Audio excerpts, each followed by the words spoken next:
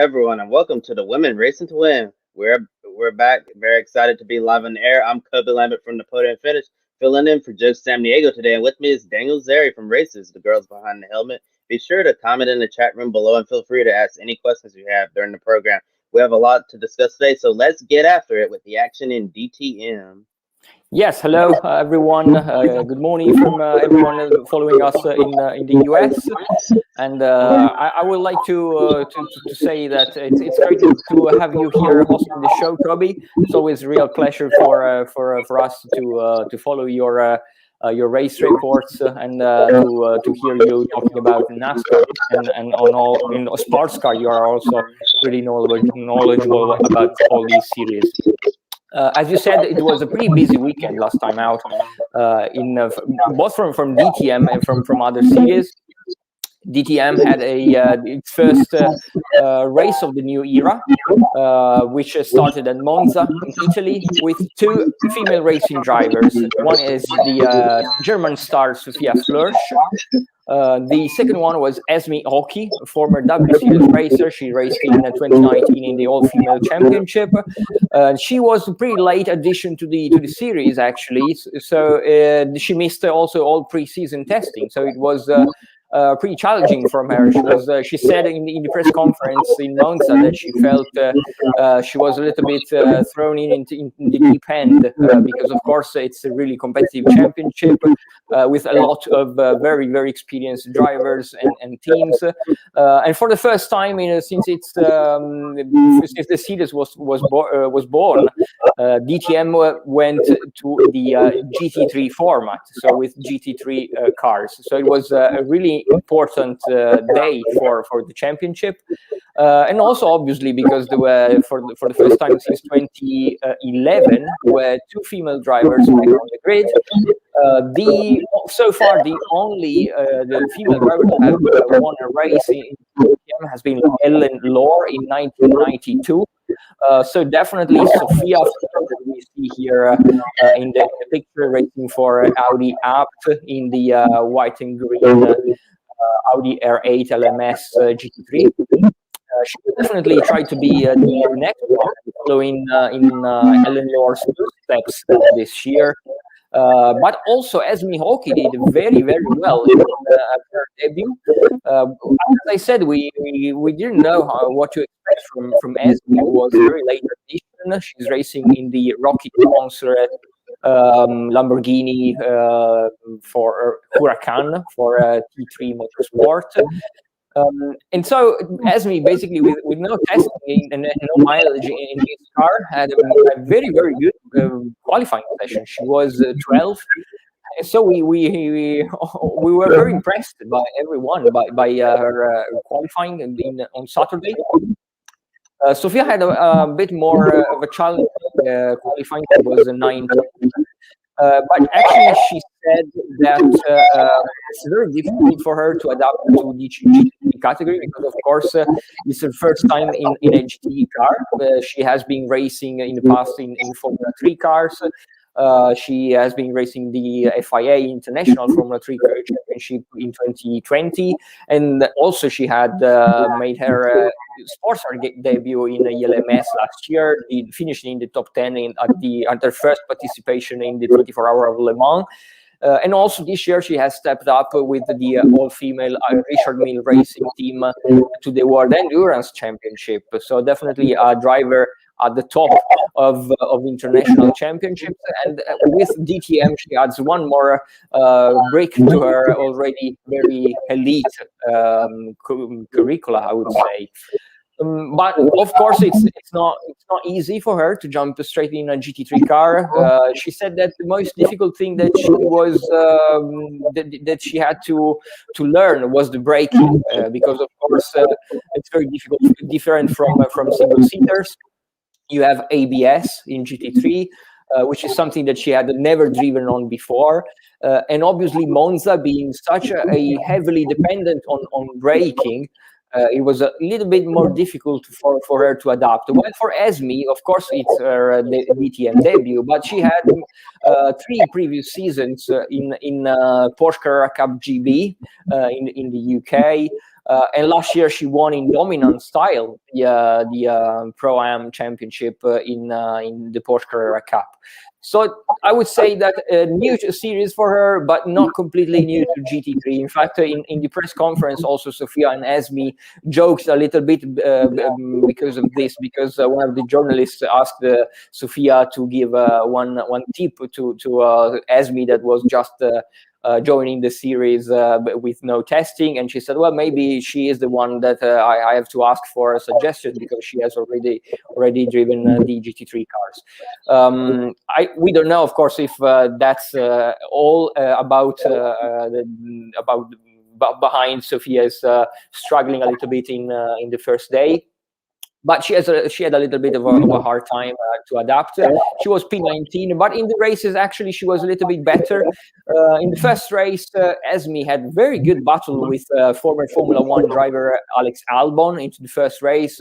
They were going side by side and battling wheel to wheel throughout a couple of laps before Albon could finally make a move stick into the first corner at Monza. And then Sophia was they went for a very different tire strategy. We all know that Monza sometimes it's a bit different for tire wear. So everyone pitted very early, but then they had a little bit of tire wear issues coming into the final laps. On the other hand, Sophia opted for a different strategy. She pitted in the very final laps, so for most part of the race she was in P3. Of course, she still had to pit, but did pretty well. She had no mistakes, and once she had pitted, she finished in P17, just one position behind Esme Hockey, who had dropped a little bit behind in good qualifying. Not as good as the first one on Saturday. She qualified in P16, and Sophia was again P19 and back of the grid. But then again, pretty much same thing as in race one. Esme had a strong first part of the race, then started to drop down a little bit after her pit stop. She said that she had problems with her tires, while Sophia went again very long with her strategy, led one lap, and due to strategies, of course, but she led her first lap in the series, and then she finished P16. One position ahead of Esme, so they turned the tables and they switched positions for the second race on Sunday. It's interesting to note that for their first time in the series among drivers like, as I said, Alex Albon, Timo Glock, also Mike Rockenfeller, Lucas Auer, all these Marco Witzmann, all these drivers are very, very experienced both in DTM and in GT3 cars, or also even former Formula One drivers. They definitely showed promising speed, the two female drivers, and we are really looking forward to see more of them into the next round, which will be at Lausitzring in Germany next month. And this past weekend, all three of the NASCAR National Series raced at Nashville Super Speedway, and don't let that Super Speedway name fool you. Unlike Daytona and Talladega Super Speedway, the track is only 1.333 miles long, not even a mile and a half, and 14 degrees of banking. So this track truly tested the brakes, handling, all under the hot Nashville sun. And we'll start with the NASCAR Xfinity Series, where Natalie Decker made her third start of the 2021 season. She started in 36 after qualifying and had a solid, quiet race where she gained 10 spots to 26th place. Natalie was able to complete 187 out of 189 laps in the race, and she said that it was definitely a learning experience for her, and she's experienced quite a bit of bad luck this year in her limited starts, especially at the Daytona road course, where she barely had an opportunity to get going, involved in an accident really early in the race. And the night before that was the NASCAR Camping World Truck Series racing for Jennifer Jo Cobb. Unfortunately, she failed to qualify for the race. Had 43 trucks attempted to qualify for 36 spots, and Hailie Deegan, on the other hand, was able to qualify 14th and finish on the lead lap in 21st place. However, her race weekend didn't end in Nashville. Hailie got on a plane and went to Knoxville. I'm not talking about Knoxville, Tennessee, close to Nashville. I'm talking about Iowa. Knoxville Raceway is one of the most popular dirt tracks in the United States for dirt track racing and home of the crown jewel Knoxville Nationals. The NASCAR Camping World Truck Series will visit the track next month, but Hailie ran the SRX race there last Saturday night. SRX is the superstar racing experience launched by NASCAR Hall of Famers Tony Stewart and Ray Evernham, similar to the old International Race of Champions known as IROC. Past champions from different disciplines of motorsports competing against one another in equal equipment. Hailie Deegan made her debut and put on the show. Last lap of the race, she and Ernie Francis Jr. battled really hard for second place. She got on the inside of Ernie, took second place in the end. It was definitely a big boost of momentum entering the summer months, and you can watch SRX on network television, CBS in prime time at 8 p.m. Eastern time. This wasn't a one-off drive for Hailie, though. Deegan will make another SRX start on July 10th at Slinger Speedway. Deegan and Cobb will be racing on the 26th of June, so just in 2 days' time, at Pocono Raceway, a track known as the Tricky Triangle. Now back to Daniel with some news across the pond at Spa-Francorchamps, one of the most legendary tracks in motorsports. Oh, you're definitely correct, Kobe. Spa-Francorchamps, one of the definitely the drivers and fans' favorite track. We had a pretty busy weekend at Spa with Euro Formula Open racing there, and also Alpine Europa Cup. We have one female driver in Euro Formula with Vivian Ketzelli. She's a Hungarian 19-year-old driver who was in part of the W Series, of the inaugural W Series lineup in 2019. She actually started as a reserve driver in W Series, but she performed pretty well in some of the practice sessions, and so the series organization allowed her to compete in some of the races, and she did pretty well. She was the only reserve driver to score points actually in W Series. She is back after 1 year hiatus last year in 2020. She was off for 1 year, of course, due to the difficulties posed by the global pandemic. But she was back in Formula 3 cars this year, racing in a Euro Formula, which is a little bit different from the Formula 3 cars that she had driven before, because the other Formula 3 cars were the Tatuus Formula regional cars, the chassis, the same that is used both in the Formula 3 Asia, that she also had raced in a couple of races, and also in W Series. While this one is the Dallara Formula 3 car, always the regional car that is raced in the Euro Formula Open, which is this car that we are seeing here pictured with the Moto Park team, and also in Japan in the regional Super Formula Light Championship that also uses this same Dallara chassis. Vivian Ketzelli had a pretty decent start of the championship in Portimao in the first race. She was always in the top 10, and she scored points in Portimao. She was very happy with it. We did an interview with Vivian after that. She was very pleased with her performances. Then, unfortunately, had a very tough weekend in the south of France at Paul Ricard, the round after that. She was a little bit struggling, even though she did score some points in Paul Ricard, but she was struggling, and she actually told us that she had a problem with an engineer, because one of her engineer at Team Motopark had left just before the race, and we always know that this is something tricky, because of course the drivers created this bond, this particular relationship with their engineer, that when it works, it's really difficult to switch to some other person, you know.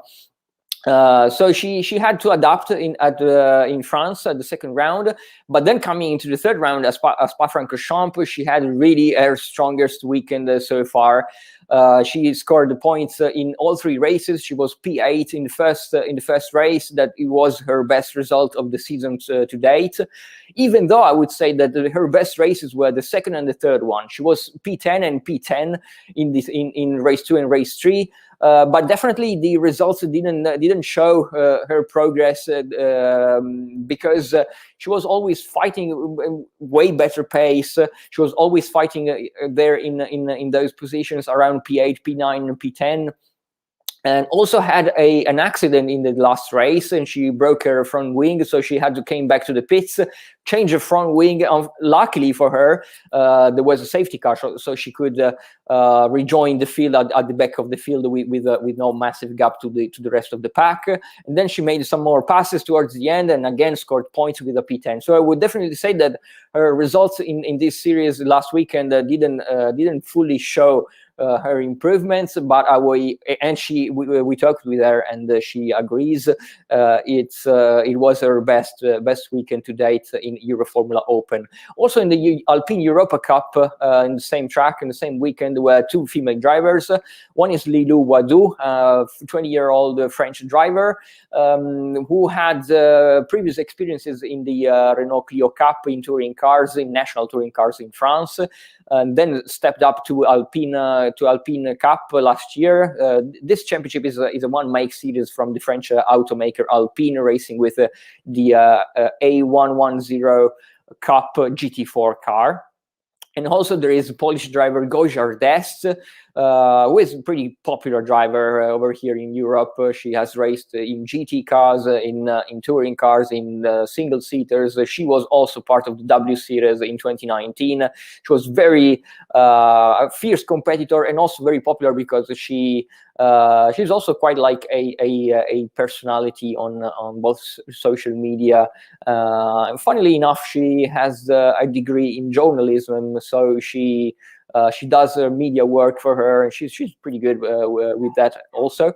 Gosia, it's also her second season in the Alpine Europa Cup. Last year she was 8th in the final standings. But it's really Lilou Wadou that is making huge progress this season in this one-make series. She had two podiums in the prior 2 weekends, and also Gosia has scored her first podium of her career in this championship last time out at the former home of the French Grand Prix at Magny-Cours. But then she would struggle a little bit more in Spa-Francorchamps. She said that she was actually happy with her performances because it was her very first time on this track, which is very, very challenging, and also with the weather conditions always changing. It's always tricky. We see this often with Formula One. But Lilou Wadou really went really close to her first victory, both on Saturday and on Sunday.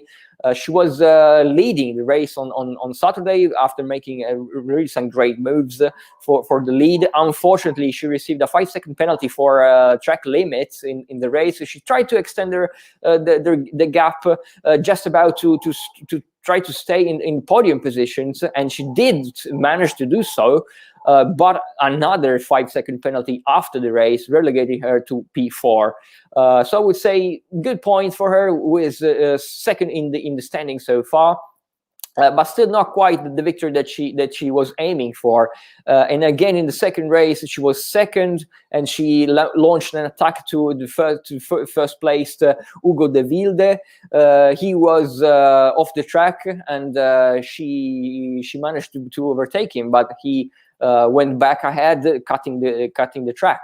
And of course, we all know that when this happens, the drivers ahead has to give up the position. He didn't immediately did so. And I would say that Lilou was a little angry about this, and maybe lost a little bit her cool. And she tried some more overtaking moves in the next laps, but she was passed by the second and third placed cars. And so when obviously Hugo de Wilde received a penalty, Lilou was not there to make the most out of it, and finished third, unfortunately. So fourth and a third place for Wadou in Spa-Francorchamps, while Gosia Dest was P10. She had a braking issues in the first race. She was all the race battling for P7. So definitely a solid race for her, but towards the final laps she had a brake issue, and she was relegated to P10, and she was fifth in the second race. So definitely good points for Goja, also in the third round of the Alpine Europa Cup. The next round will be at Barcelona in September, actually. So long wait for the next round for this championship, but we're definitely going to follow both Goja, who is racing this weekend, by the way, in W Series, and we'll talk about this in a moment, and Lilou Wadou, that will definitely go for her first victory in the series.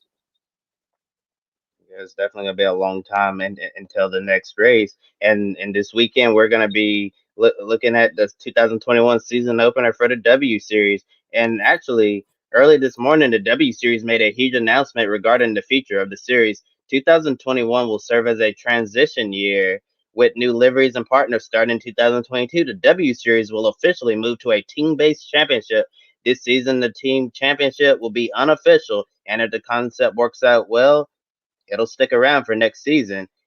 And here's a look at the teams, drivers, their car numbers in each pair, and 9 teams, 2 cars apiece to make up an 18-car grid. Moving forward, it'll no longer just be the drivers focusing on themselves. They'll have to work together with their teammate, and score enough points to win the team's championship, similar to what we see with the constructors championship in Formula One. Daniel, how does this change the nature of the W Series, and which unofficial driver pairing stands out the most to you? As you said, Kobe, this is massive news for W Series. I would say that it's probably the biggest news since its inception, or well, I would say since the cancellation of the 2020 season last year due to the pandemic. Let me say that I'm not a fan of this. I am not super happy about this because it raises some questions, let's say. I definitely understand why they're doing this, because of course the pandemic cancellation, the 1 year off, still when they were at a very startup level, it was a huge issue for them. They said that they allowed them to focus more on long-term strategy, and I understand that. But of course, they had to move into the direction where the commercial partners had better branding opportunities. So I would definitely understand why this move, but it also raises some questions because, of course, one of the biggest features of W Series, let alone that they are an all-female championship, of course, that's sorted. But one of the biggest features, in my opinion, was that one, it was a free-to-enter championship. And so far it still is. So let's be clear, so far it still is a free-to-enter championship. All the drivers that you've shown that they have been slotted into these teams still are the drivers that qualified last year for the 2020 season, that have moved past for the 2021 season, except for Tasmin Pepper, that she has a little bit of a more difficult situation because she is based in South Africa, and she still is facing some hurdles in moving around the world for the travel restrictions in Europe. Apart from Tasmin Pepper, that has been demoted to a reserve driver role, all the others have been slotted into these teams. And as you said, it's a transition. They are describing this as a transition year with some already entities, some real entities, like I would say, like for example, the Puma W Series team, which is one of the main sponsors, but mostly Veloce, which is the also Jamie Chadwick's team in the Extreme. Also other entities that will be racing are Bunker Racing from as far as I understand, it's a American investor. Also Forb Motorsport, which of course comes from Forb, the publisher. Racing X, that's still a little bit of a mystery who's behind this team.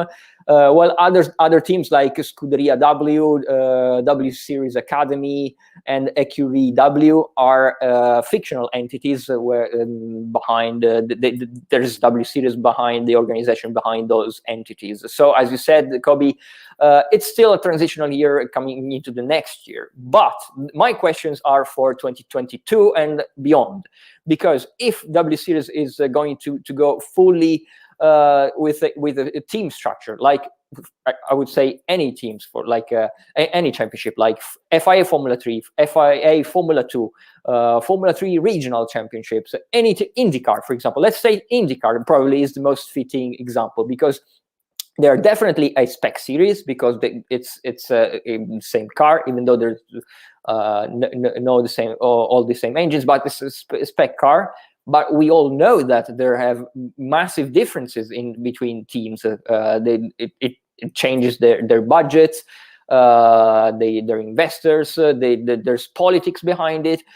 We know that not always the best driver can be selected, because there are other dynamics behind a team.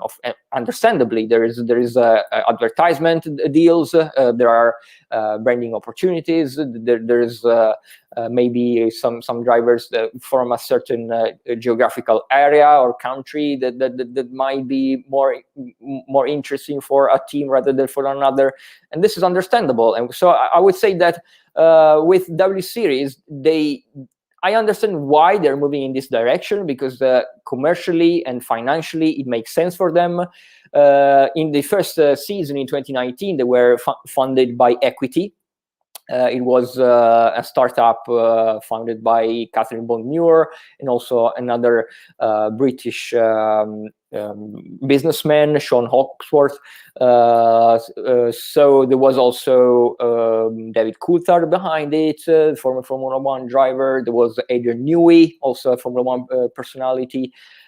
And so I understand why it might not always be a long time I would say sustainable business model for them, and why they have to move to teams. But introducing teams from 2022, it can I can see this as an issue for W Series from their basic values. What's really their core values they being founded on in 2019, because we don't know yet who will select the drivers coming from the next season and beyond.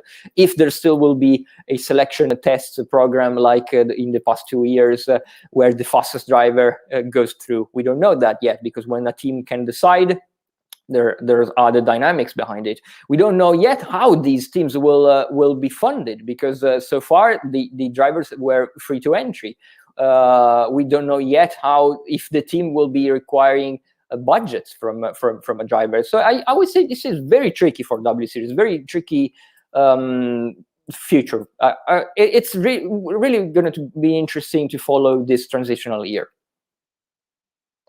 Yes, it's definitely going to be interesting to see what happens with this team championship and the fallout from it. But good thing they're doing this transition year instead of just jumping straight into it, because doing it in an unofficial setting, we'll see how it works, and if it works out better than we expect, then they'll hit the ground running in 2022 with something more official. And on Saturday, Great Live Pre-Race will have post-race coverage of the first W Series event of the season, and the race is scheduled to take place early in the United States at 7:30 a.m. Eastern time, and if you're on the West Coast, 4:30 a.m. Pacific. So definitely you'll need some coffee if you're watching the W Series from the United States of America.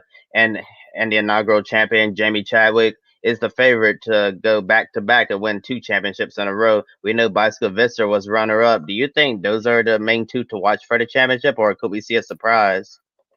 Really tricky questions. I would say that yes, probably Beitske and Jamie will be the ones to watch, but I would definitely not rule out Alice Powell, who won a race in 2019, and she was massively unlucky in some other races. One to watch also will be Marta Garcia, of course, the Spanish driver. Emma Kimiläinen, that missed half of the season due to an injury in 2019, but still finished in P5 in the standings, and won a race and was consistently on the podium. So I would say that these are probably the most interesting drivers. Also Fabian Baldwin, who had very good first season, but I would definitely not rule out also some of the newcomers, because we know that they've been preparing very well. Some of them have been racing also in these cars in other championships. So it's really tricky to say who will be the closest to Jamie and Beitske. But yes, of course, coming into the first round of the season, definitely Jamie and Beitske will be probably the top two.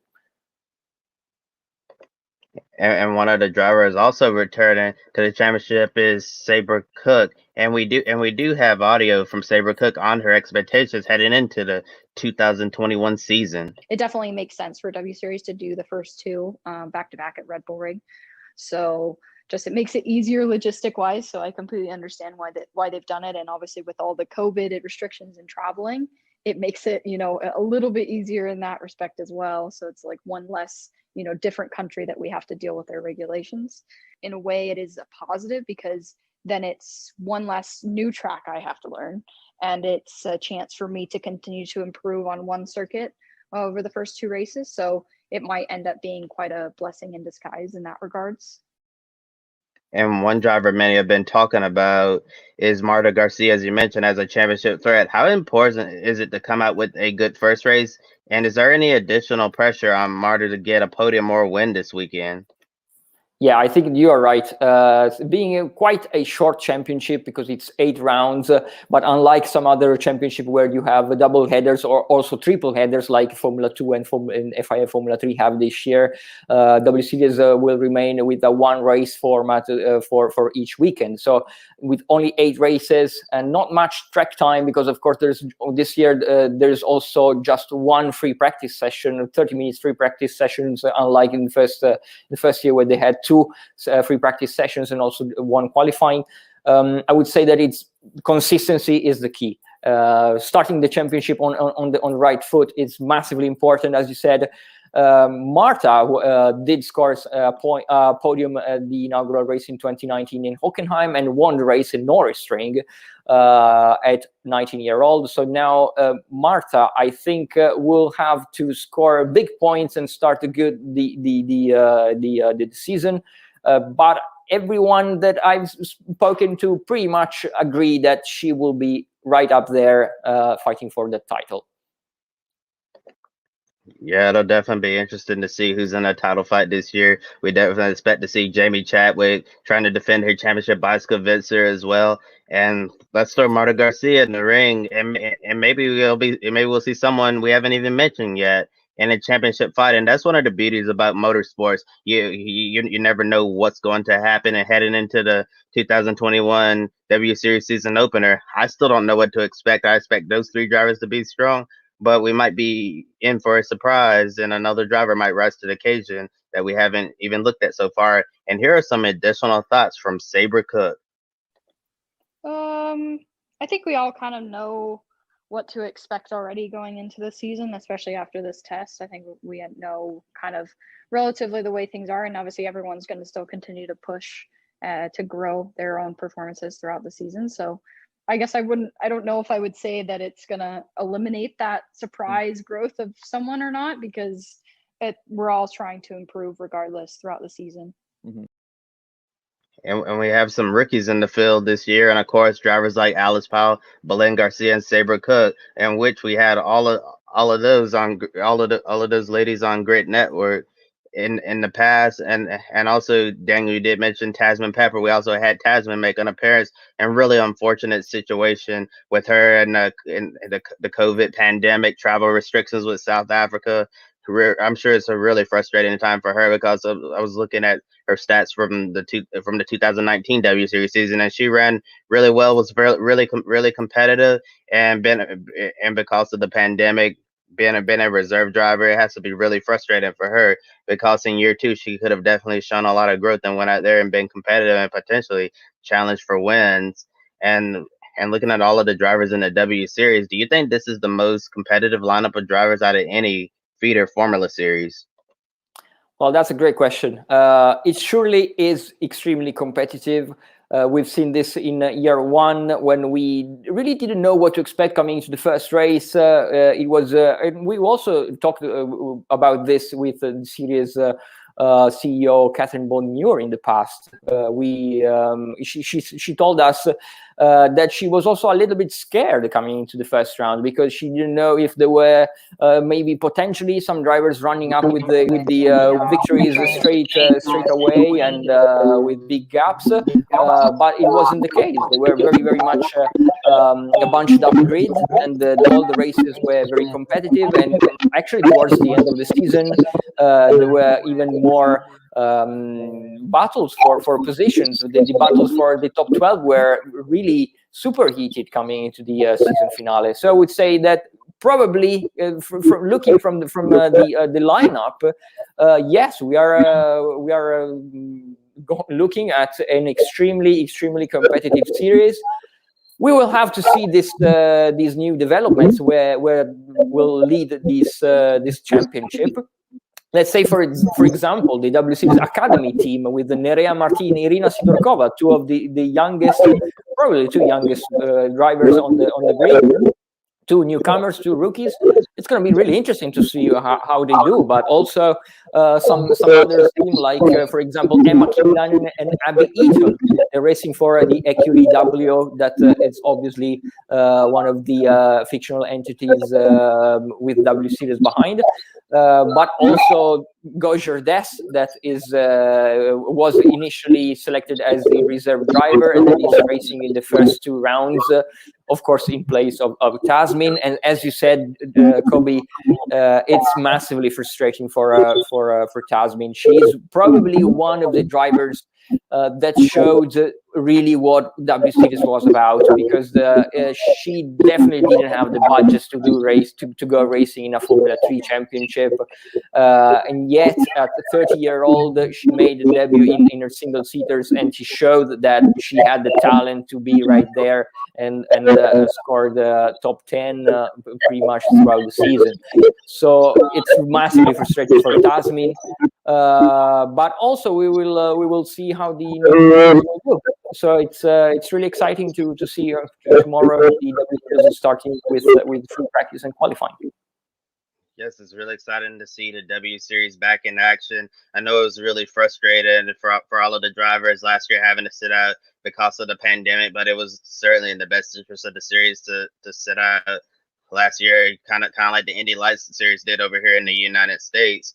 But financially, they had to do it, or things would get really complicated. And now back this year, try to return as strong as ever. And in the second season of the W Series, keep pushing forward and growing the series, especially with the announcement of more sponsors and partners coming in the future. It just shows that they're committed to women in racing, and they're really trying to lay down a solid foundation so the W Series is able to survive many years into the future. And now this is probably the hardest question of the show, and the hardest of the entire weekend. Time for everyone's favorite game: pick a winner. And we definitely invite all of our viewers out there to comment on who they think will win the 2021 W Series season opener this weekend at the Red Bull Ring in Austria. And Daniel, starting with you, who do you think will win the 2021 season opener on Saturday?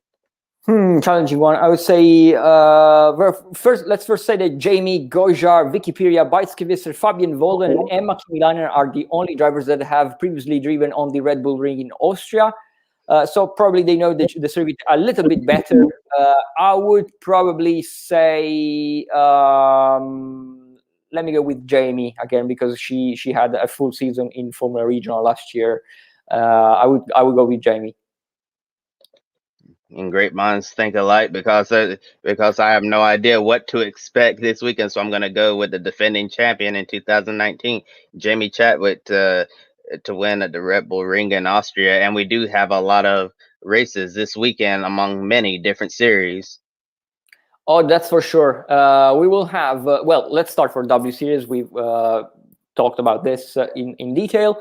Also, we have British Formula 4 at Brands Hatch with Abby Pulling. Abby Pulling will go straight from Brands Hatch to Red Bull Ring for the second round of W Series because she's also been selected as one of the 5 reserve driver for the championship. So she will be on reserve driving duties in the second race of the Austrian doubleheader in W Series. Then we will have also BTCC at Brands Hatch with Jade Edwards racing there. Then at Silverstone, a lot of races in the UK this coming weekend.